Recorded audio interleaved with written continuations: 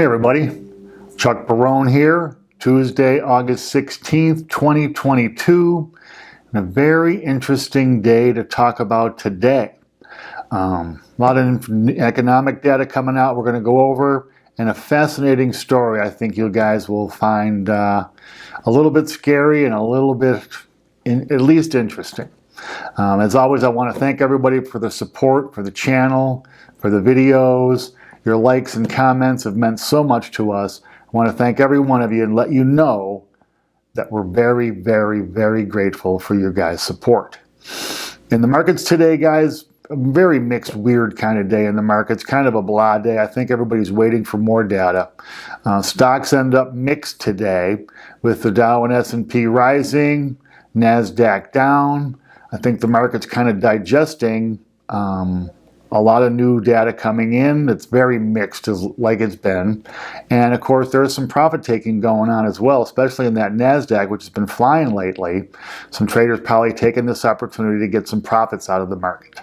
Bonds today, pretty much flat day. 2.82 on the 10-year. It's inching its way a little bit higher, but there's still 46 basis point inversion between the 2-year and the 10-year. I still say recession coming, keep yourself protected. Even with all this mixed data coming in every day, they can only fight reality for so long. Anyway, bonds flat.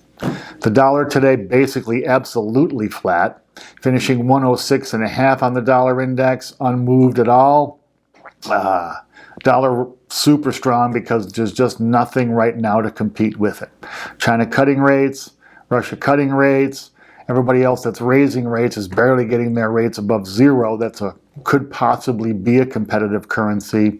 So right now the dollar's king, and until we see a sign of that, the dollar's going to keep staying strong and getting stronger.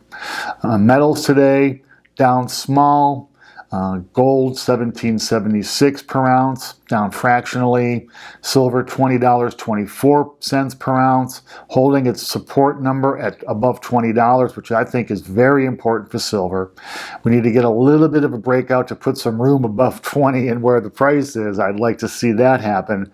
I think silver has been holding its own despite the strength of this dollar, and if silver can continue maintaining the support and get a little bit of a bounce here, that would be a very, very positive sign for silver. In oil today, the oil market was down just about 3%. West Texas Intermediate at $86.73 per barrel. Natural gas just flying up another 7% today to $9.34 per their 1,000 or whatever British thermal units. Natural gas has been on a tear. I think that it's going to continue to stay very strong at least through September, depending on when we find out what the reality is with this Russian gas system or situation with Europe. If they cut the gas off completely, I think you could see, I think natural gas has been spiking, and you could see a pretty extreme spike if they completely shut it down. There'll be a ton of demand and no supply. Bitcoin down marginally today. Unfortunately, though, it broke the 24,000 support line, so it's under 24,000. 24K now becomes the resistance number. We'll see which way Bitcoin's going to go pretty shortly here. I was really hoping for a breakout above that number. But it is what it is, so we'll see over the next couple of days the direction Bitcoin is going to be going. In economic news today, not a big surprise in housing. Housing starts falling almost 10%. The housing market is just in the very beginning phases of what I would consider a pretty significant correction. Building permits also declining today. Housing's going to correct, guys. There's just no way people can afford housing at these prices. No, don't get me wrong. You know, there's pockets around the country that are still sizzling hot. Parts of California, San Francisco, Seattle, Miami, and other places where there's just a lot of hot money there, big old money in there.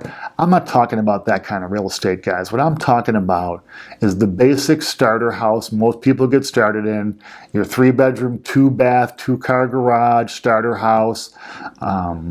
Prices on those are just extraordinarily high for first-time buyers. They're going to have to come down to meet the market. That's just either rates are coming down or prices are. We don't see any sign of mortgage rates, although they have been kind of inching down from that peak of 6%, but no sign the Fed is going to support mortgage rates going lower. So I still think the correction is on. Here in Las Vegas, it's getting to be a pretty big correction. Here in our local newspaper today, you can see the headline here, pendulum swings. We went from 1 year ago, a record-breaking number of mortgage applications, and this now year over year, those applications for purchase business down 35%. That's a pretty dramatic fall. You know, I don't know when it started. I guess back in around the mid-2000s, where real estate now has become kind of more speculative than what its history has been, a place to start building foundational wealth while you live in the place at the same time. More people are looking at real estate as an investment. It's locking out people who actually want to live in these houses, especially here in Las Vegas. It's just bananas. I mean, with rents over $2,000 per month, that is not a sustainable number here in Las Vegas. I don't know really how this ends. I just don't see it ending prettily for this town. In other news in Vegas, you know, the Colorado River, a lot of you guys have talked about that. I've talked about the water situation here in a video. Apparently now, the Colorado River Compact and the 7 states that are part of it are looking at some pretty dramatic cuts in water. It's going to really affect downstream, Arizona, California the most, because they get the most of it. I got to see how this breaks down, how they break the numbers down, but they're talking about cuts as high as 25%, which would require, I mean, I think here in Las Vegas and in southern Nevada, we're almost prepared for that. We've been, you know, the water district here in town, I got to give these guys props. They've been preparing for this for a while now, literally paying people to take their lawns out. Now they've restricted pools and fountains.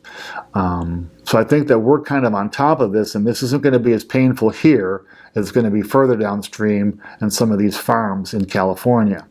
The other big economic news today was a kind of a surprise.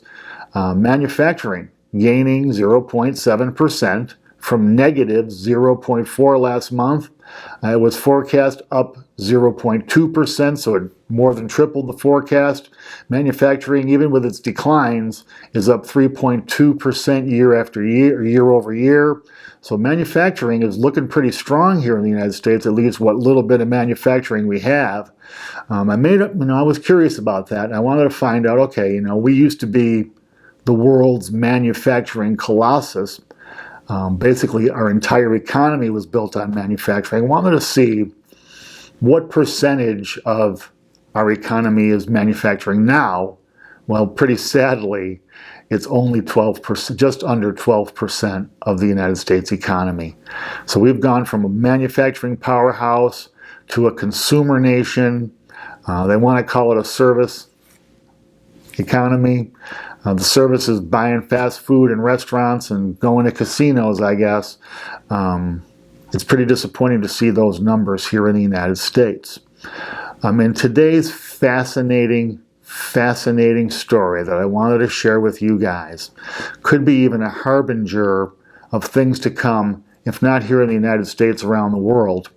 A man in Lebanon literally had to rob his bank to get access to his own money. Lebanon is in a serious crisis right now. Their economy has collapsed. The government has put controls on what you can withdraw in foreign currencies. So if you have your money and you've been depositing US dollars, now it's very difficult to get those dollars out of the bank because the central government wants to control that foreign currency to prop up what's left of the Lebanese pound. So this poor guy, he needed this money to pay for his father's surgery and medical bills. He could not withdraw it from his own bank, despite trying to explain to them what his problems were, trying to explain, asking for hardships and everything else. Now this man, in a country with over 90% of the population living below the poverty rate, this man had over 200,000 American dollars in this Lebanese bank.